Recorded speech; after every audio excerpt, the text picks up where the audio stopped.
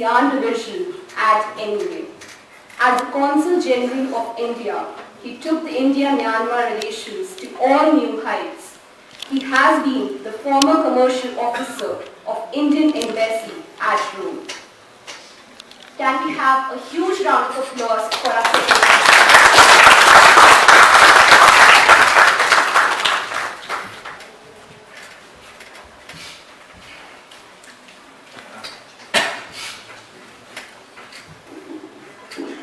So first of all, I wish you all good morning. Good morning, sir. And definitely to Vinayak and Ditya. Thank you, sir. I think definitely to Vinayak also, who has spoken to me maybe more than 20-30 times. Yes, sir, whether we can get you to come and speak at our interaction.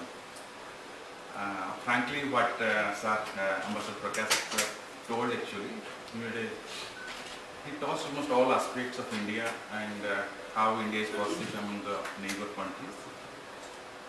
I'd also like to stress on the same points, but I'll speak on a different field actually. As far as I understand actually, if you want to understand international relations, you must understand the geography first. And secondly, you must have a little bit historical knowledge also. Because most of our issues with our neighbors or extended neighborhood, which we tell actually, has all of its origin. All the issues have origins due to its geography and due to its little bit historical past, because we all were ruled by the same British government, mostly, most of the countries. And secondly, you have to also understand the international events which are happening during the time. If an issue is taking wrong or bad turn, then what is the reason? You must try to solve the answer in the international event which is happening during that time. So let me start actually. If you understand India's foreign policy, we have some cardinal principles. Why we have a policy? And we have a policy towards our neighbor, we have a policy towards US, we have a policy towards big power, we have a policy towards other countries also. A neighborhood, which we share border with almost 7 to 8 countries, if I add also Iran and Afghanistan, which we are telling extended neighborhood. The relationship as of now is quite good, except with Pakistan and with China also. Although in the last 4 to 5 years, lots of changes have happened in our approach, our policy, our level of interaction with all these neighbor countries, except Pakistan, if I'm not wrong. So let me start why we are so much obsessed with our neighbors.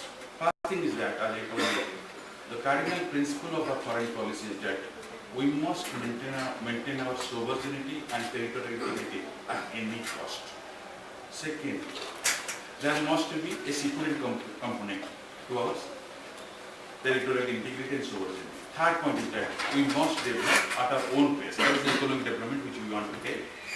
These are the 3 important points, basic points of our foreign policy. And all these points clearly we take into account when we start interacting with our neighbor countries.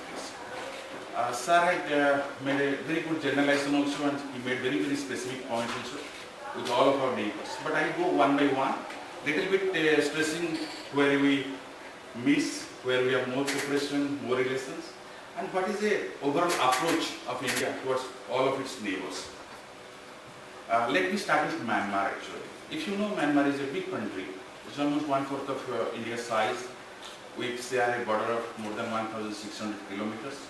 Our northeastern states, almost 4 northeastern states, share with Myanmar, international border. And you may be knowing that our northeastern state is quite underdeveloped in comparison to the mainland India. And the reasons are, you can imagine very well, due to the geographical nature of the northeast, the insurgency issue, lack of economic development, and definitely quite far away from the heartland, that is Delhi, you can take it. So our approach towards Myanmar takes of a different orientation than our approach towards Bangladesh. That is my point which I want to emphasize on this. So what happens with Myanmar as of now, we have a very good political relationship, we have very robust commercial relationship, although not in so much comparison to China, but still that we are opening our trade and commercial relationship with Myanmar. And definitely being Myanmar being a Buddhist country and India the country of Bharata Buddhism, so we have lots of cultural and social interaction. And you may be understanding that more than 25 lakhs Indians, people of Indian origin, they also stay now also in Myanmar. So all these important points help us to reorient our policy. One most important point I want to tell you, towards all these neighbor countries in the recent past, for the last 20 to 30 years, we have got appreciation. India has got appreciation mostly by the leaders of all these foreign countries due to its approach towards helping them develop human resource. As you know, we are very good in human resource. Our educational system, our research system, our scientific community, and we are trying to develop their young students to come to study in India. We are helping them to set up scientific labs. We are setting up agricultural research institutes.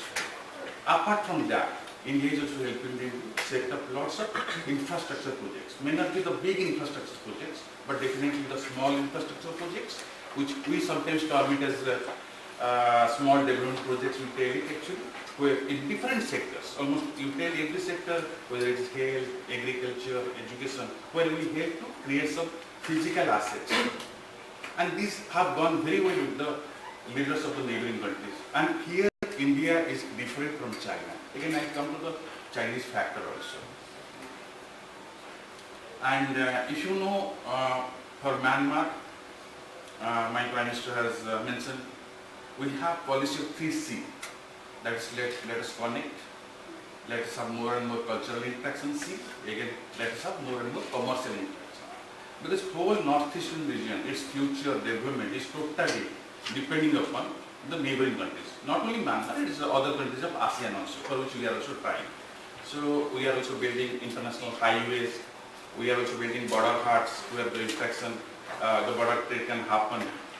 And definitely, we have very good cooperation in defense and security areas.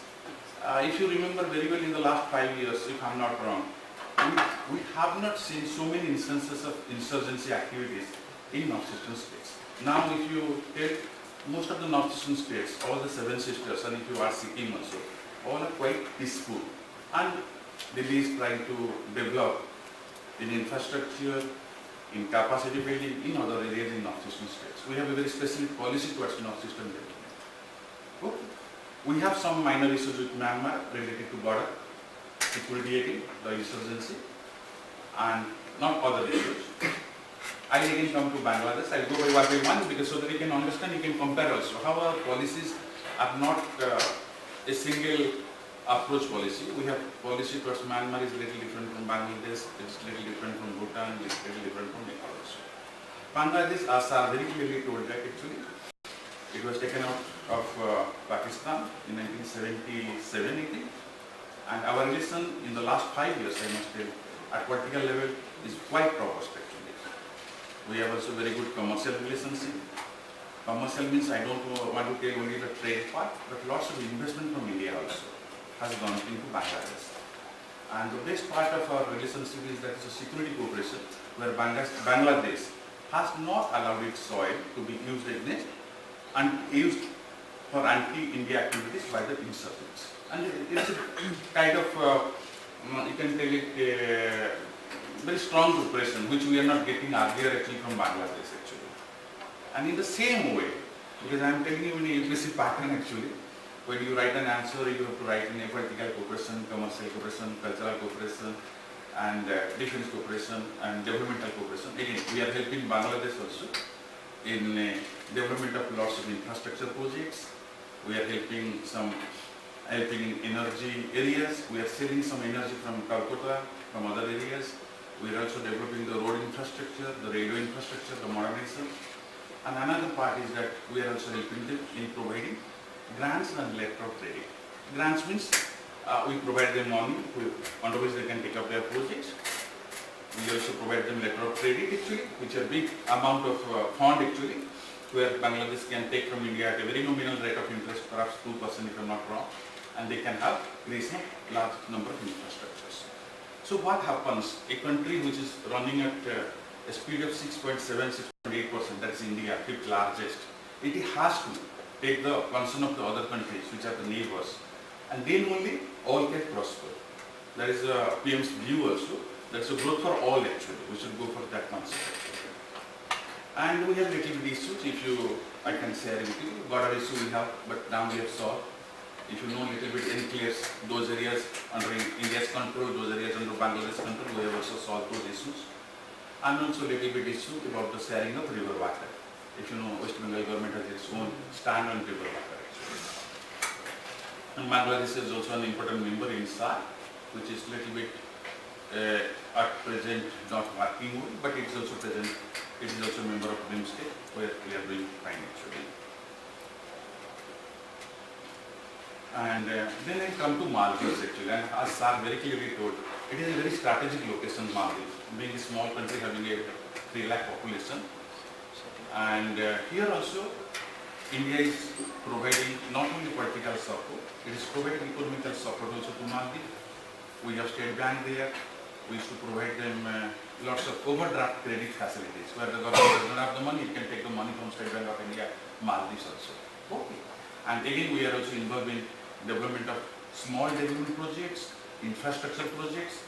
We are helping their people to have training in different areas, human resource development areas, under different scholarship schemes. We have lots of scholarship schemes where we provide hundreds of scholarships to students from Maldives also.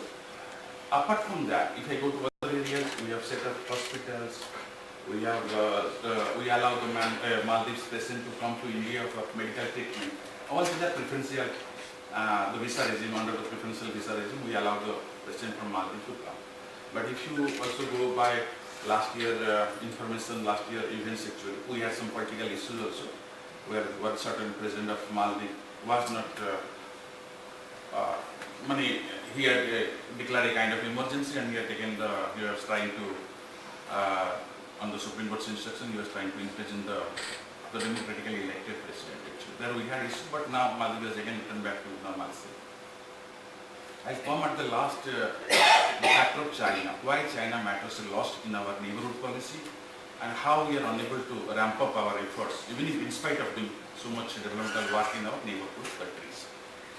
So, then if I come to other country, that is Sri Lanka, as are very clearly told actually, you have to understand the India-Sri Lanka relationship from a historical perspective. The Tamils, their aspirations, their rights, how the rights have not been provided by the major Chinese government, how the entity came to be formed, how we sent on wrong advice the Indian peacekeeping force, and the post-IPKF actually. But now Sri Lanka, as are very clear told, it has become democratized. Now it has a modern government system. Here also, in the same process which we are doing in other countries, India is providing lots of aids, assistance, training programs, and doing lots of big and small infrastructure projects, which they are appreciating in the international world also. And we have some issues, again, as are very clearly mentioned, the issues are mostly related to Tamil issues, related to little bit our fishermen issues. If you know, some of the fishermen who used to catch fish actually in the Indian Ocean also sometimes stray into the Sri Lankan territory and they get arrested actually, and their boats used to be confiscated. But we have a very good mechanism actually where we can discuss all these issues to try to sort it out at the earliest. But presently we have very good relationship with Sri Lanka. During the last 5 years also, PM has gone to Sri Lanka at least 3 times if I am not wrong. I think the relationship at the present moment is quite good actually. Again, Nepal, I must tell you, this is a landlocked country. So its access to ocean or sea is not there actually. So either it has to use the Indian territory for its trade and commerce, and also its survival also, like during the time of disasters kind of things, it also looks towards India for the far, which India has also gone. But here also we provide Nepal assistance. We help them to develop projects. We are now also doing some hydropower projects from where we can buy the electricity at a market rate so that Nepal can get the money also. We are trying to develop their road systems. We are trying to have a unique railway connectivity. We are providing lots of basic items, food items and non-food items to Nepal through our border route also. But again, we have some issues because the border is, as you know, it is a totally porous border actually with Nepal.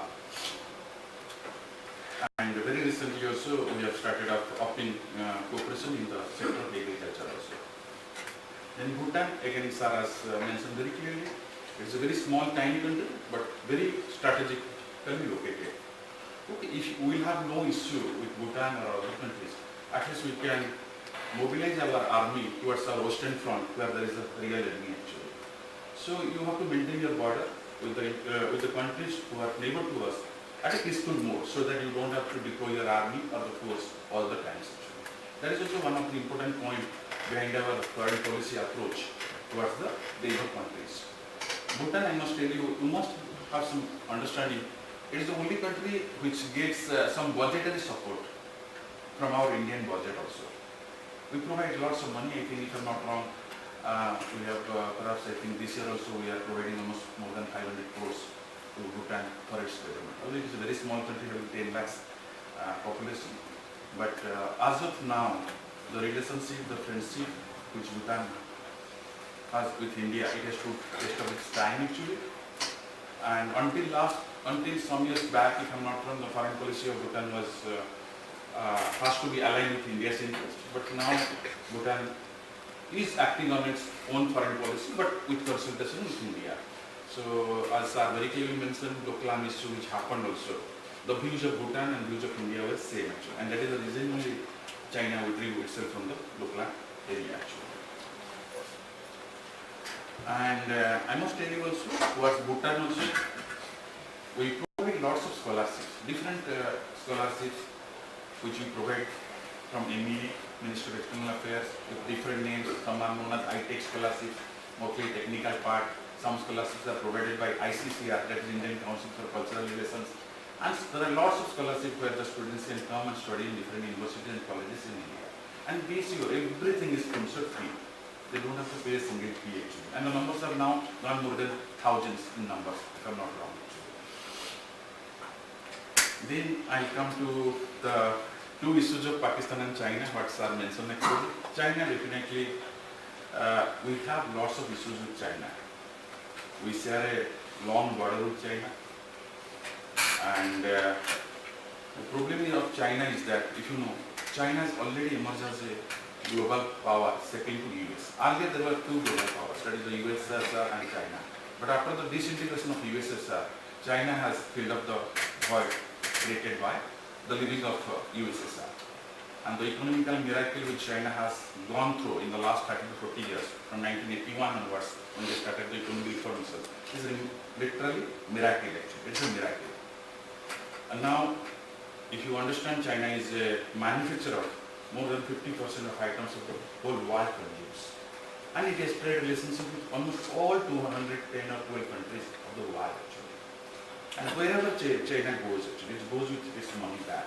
So most of its policies are give them money, get some rights to have projects, construction or something like that, bring the Chinese people, bring the Chinese engineer, have a small colony of Chinese people, and slowly you try to influence the political system of the local government. I'll just make a comparison actually here also. We also provide LOC, which I told you, letter of credit, grants assistance to our neighboring countries. Now in the present regime, actually present government, we have made it much more liberal. We have gone for billions of dollars of credit line, where we don't insist on any kind of how much percentage of our credit you have to utilize from utilize the products from the Indian companies, and how much you have to involve the Indian companies also. But Chinese, the credit lines are always related to you have to buy all the products from the Chinese companies. What we want. But the difference between both are that we are little slow to implement our commitments, which we promise, which we are very slow, literally we can tell it actually, while China is quite fast. And it is mostly due to the nature of the governance system which China has, which India has actually. And but again, the relationship, I can tell you, at the present moment, at political level, we have good relationship with China. We have some irritants, but the irritants are already on the back bench actually, we can tell you. On trade front, definitely it's a large trade volume or value between India and China, but we have a huge trade deficit with China. If you know, the Chinese products are literally flooded the Indian market. Although now we have started getting investments from China, I think the last time the President of China had visited, actually that he had made a commitment of 15 billion investment in India, but I think it is not up to that level, but I think 1 billion has been committed by China, which is already in the implementation mode actually. And apart from that, if you see all other sectors, whether it is agriculture, whether it is culture, whether it is tourism, whether it is cyber security, whether it is counter-terrorism, in all areas we have cooperation with China. Okay. But I want to tell you that apart from knowing only the cooperation in different sectors, you must understand that like India has different kind of mechanisms. You can have in your mind, okay, if some issue happens, then how is this getting solved actually? So we have different mechanisms set up at the government level, which you used to tell dialogue mechanism or working group. I mean different sectors, you can tell it, every sector literally, all the sectors. And where the governments from the senior officials or the ministerial level delegations they used to come and we used to discuss on the issues actually. And the issues which we have with China, first is I can tell you as a border issue which is still under dispute. Then Taiwan is definitely a case, Tibet is a case. I can take up some questions once you answer because I just want to pinpoint because you all are very young actually, I don't want to go very detailed actually. And definitely on the issue of Pakistan, how China used to support Pakistan in the international forum, in spite of our efforts to blacklist this Muhammad Azhar actually. And definitely on terrorism, China has a different stake, while India has a different stake. And also trade deficits are a told you. And next is a very important is market access. China has still yet not allowed the Indian pharmaceutical products to enter its market. Although very recently, just last 2 to 3 months back, I think they have agreed to little bit allow the Indian pharmaceutical products, where we have frankly the expertise of the world and our products are the cheapest in the world actually. We can get some market actually. And I finally come to the country known as Pakistan. We have some issues which is going on very recently, unfortunate, because the issues are historical in nature and frankly there is no clear-cut movement, positive movement I can tell on most of the issues. And as are very clearly mentioned that the issues are related to the Pakistan army, the lack of a democratic governance system, and the philosophy that the India and Pakistan have been burned that to nation theory, which is quite a fallacious theory. We have issues again, as you know, related to border issues. We have issues related to SARC actually, if you know. And very recently, as you know, that the repeated terrorist attacks and being supported by the Pakistan army or the Pakistan government actually. And very recently, if you know, once the Pulwama attack happened, we removed the MFN status, most favored nation status. Yes, sir. You have to understand every keyword has the same meaning. If it is called as most favored nation, means the country must be getting some benefits, mostly on tariffs. Okay. So we have removed that here. And also, although we have a good border trade at Atari station, but again the trade is not going up so much due to political issues between both the sides. And as very clearly told, being Pakistan in the part of SARC also, we have not seen any movement because most of the dialogues have ended in a deadlock kind of things. Again, I must come in. What is the future actually? Before that, I'll just touch a little bit on Afghanistan and Iran also, because we used to tell it as extended neighborhood policy, extended neighborhood used to tell.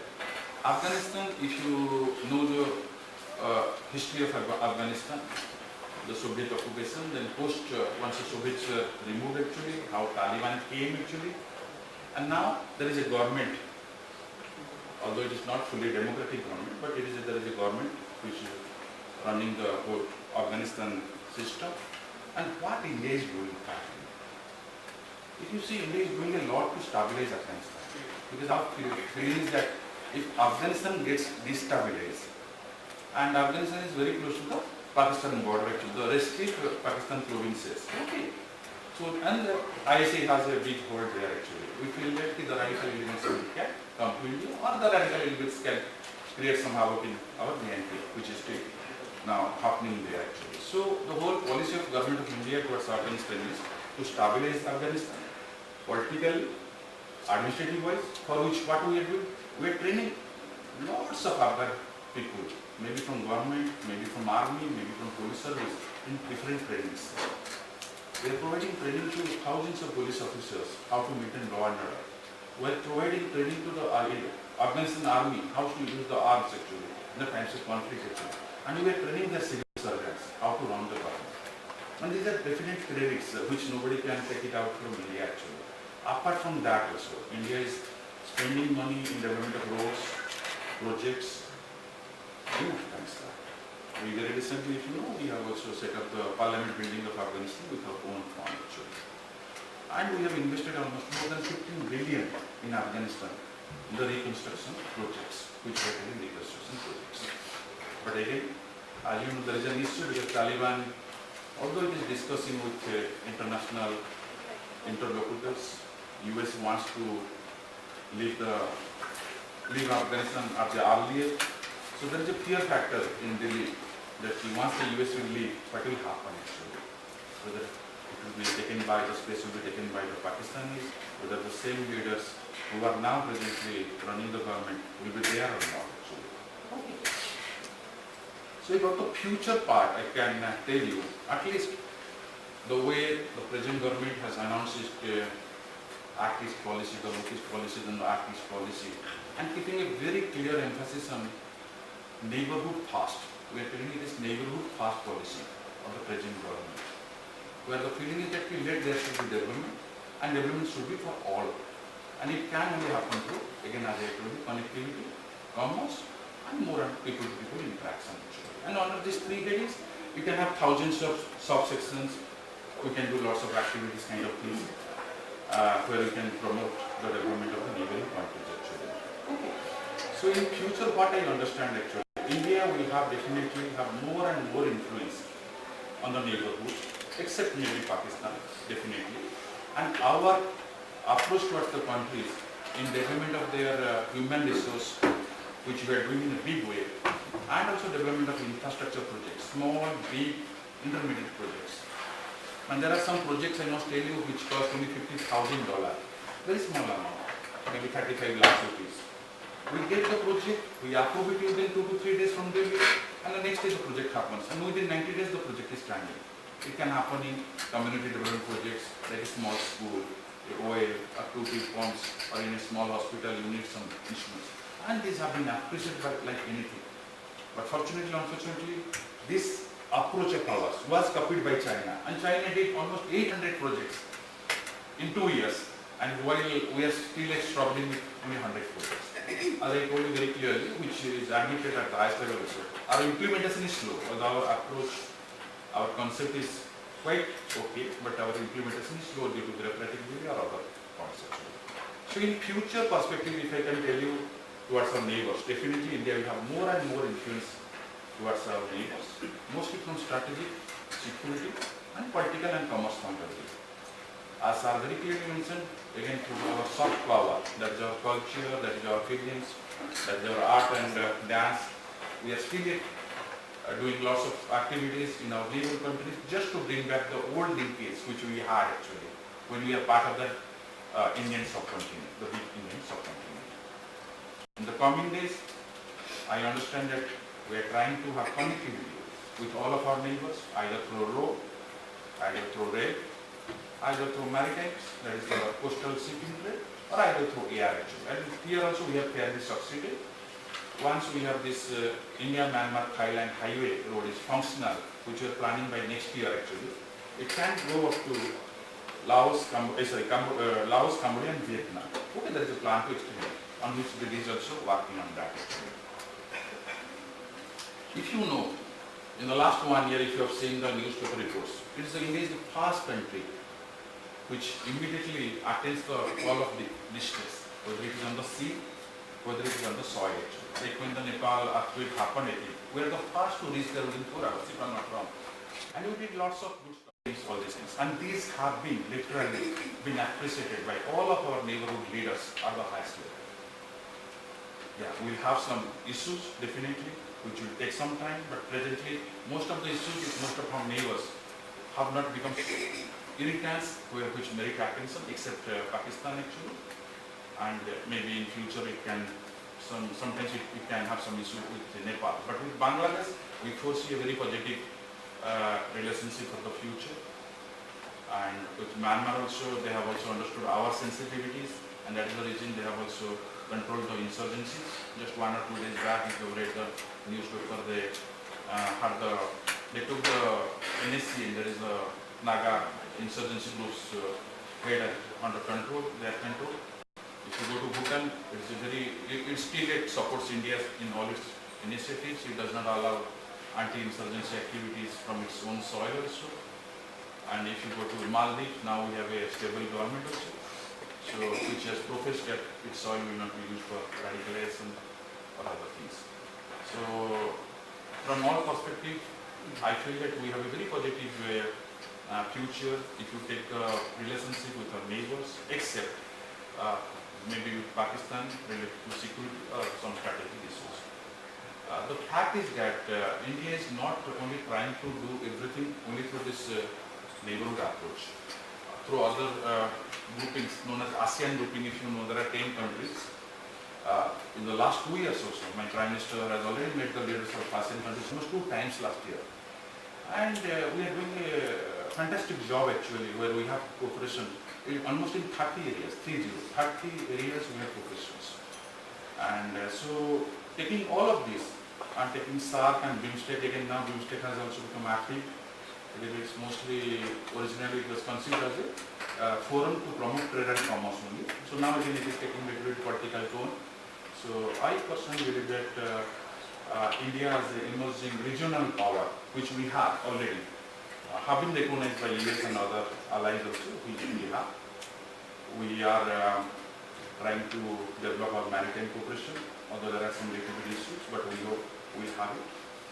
And by this year end actually, once we are able to sign the ASEAN negotiation, we have the ASEAN, if you know, I think that is a comprehensive economic partnership agreement actually. Then I think the trade and commerce with some of the countries of ASEAN also will give a boost to us. So thanks to all of you, and thanks to again Vidya and Vinayak. Frankly, I will be happy to take some of your questions.